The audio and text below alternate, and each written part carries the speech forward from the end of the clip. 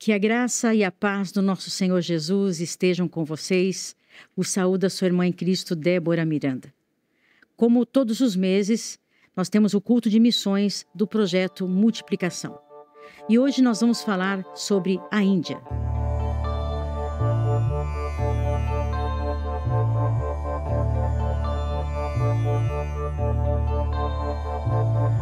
A Índia possui 1 bilhão e 400 milhões de pessoas como habitantes. É um desafio muito grande que nós temos para alcançar estas vidas com o poder do Evangelho de Cristo. Eu quero falar um pouquinho dos desafios que nós temos como Igreja de Cristo para alcançar vidas neste país tão idólatra. O primeiro desafio é a diversidade religiosa e cultural. Eu quero falar um pouquinho sobre o Rio Ganges, por exemplo. Para os praticantes do hinduísmo, ele possui um caráter religioso e místico. Por exemplo, ele é o rio mais sagrado para eles. Por esse motivo, o rio é considerado uma divindade.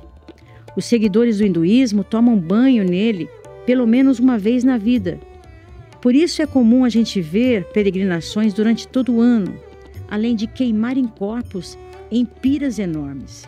Ser cremado à margem deste rio significa a conclusão, o final do ciclo vital, uma vez que os liberta da reencarnação segundo a religião. E após a cremação, onde esses corpos são queimados, a tradição é jogar as cinzas no rio Ganges. Imaginem, nem todos os corpos são cremados. Alguns deles, por exemplo, das crianças, das mulheres grávidas e das pessoas consideradas puras, ou seja, sem pecados, são atirados no rio. Ademais, as vacas, consideradas sagradas para os hindus, também possui esse destino. O rio Ganges é um dos rios mais poluídos do mundo, porque além do lixo doméstico, das indústrias e da parte agrícola, que recebe diariamente, há muitos cadáveres que são jogados no rio Ganges. Outro desafio é a resistência ao evangelho, ao cristianismo, porque traz para eles muita desconfiança. Para vocês terem uma ideia, existe a lei anticonversão a Cristo Jesus. Alguns estados da Índia têm leis contra a conversão das pessoas ao Evangelho de Cristo, que proíbem-as de uma religião para outra.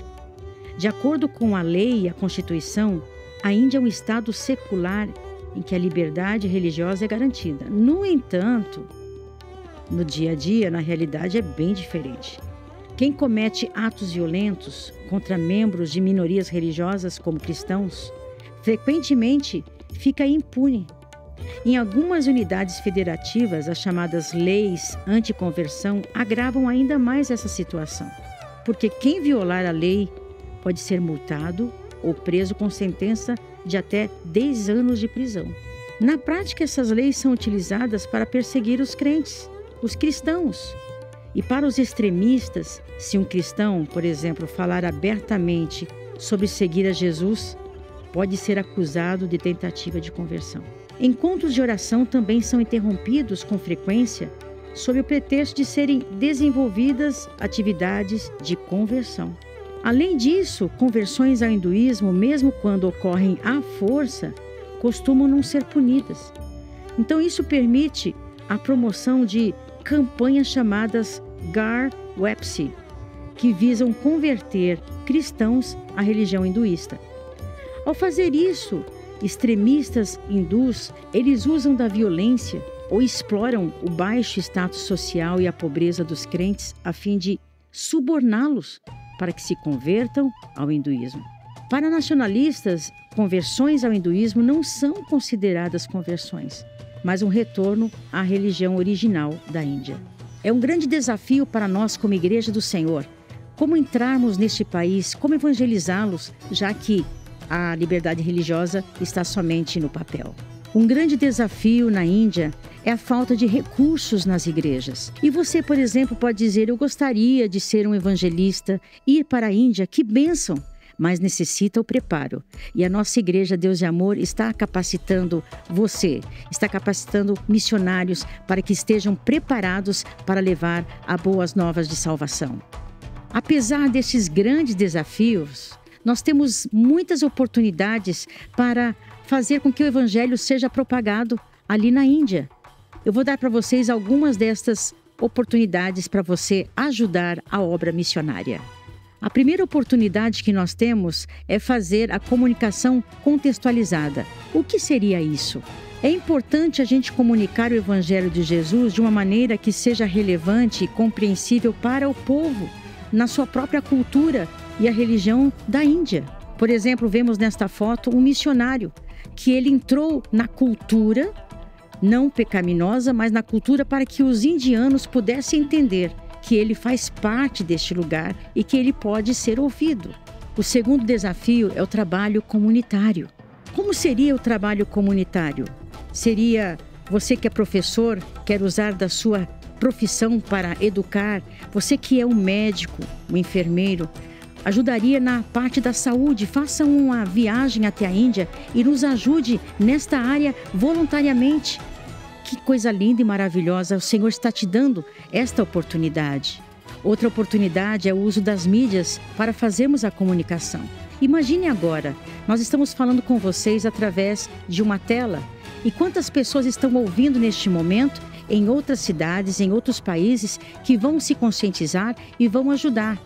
Por que não fazer o uso da comunicação para nós alcançarmos o Evangelho? Eu tenho certeza que nós, colocando um missionário que fale a língua, ou seja, várias línguas daquele país, poderemos alcançar através da mídia, da internet. Então vamos louvar ao Senhor, porque nós temos a mídia para levar a propagação do Evangelho de Cristo. Agora é um momento muito importante para ver se realmente nós estamos conscientes de tudo isso que está acontecendo neste país. Quantas almas estão morrendo nesse exato momento sem a salvação? Você não pode ir, mas a sua oferta pode chegar até lá. É o Senhor quem te trouxe aqui para você entender a necessidade de nós ajudarmos. Nós estamos sempre comprando passagens aéreas, levando famílias, e isso custa.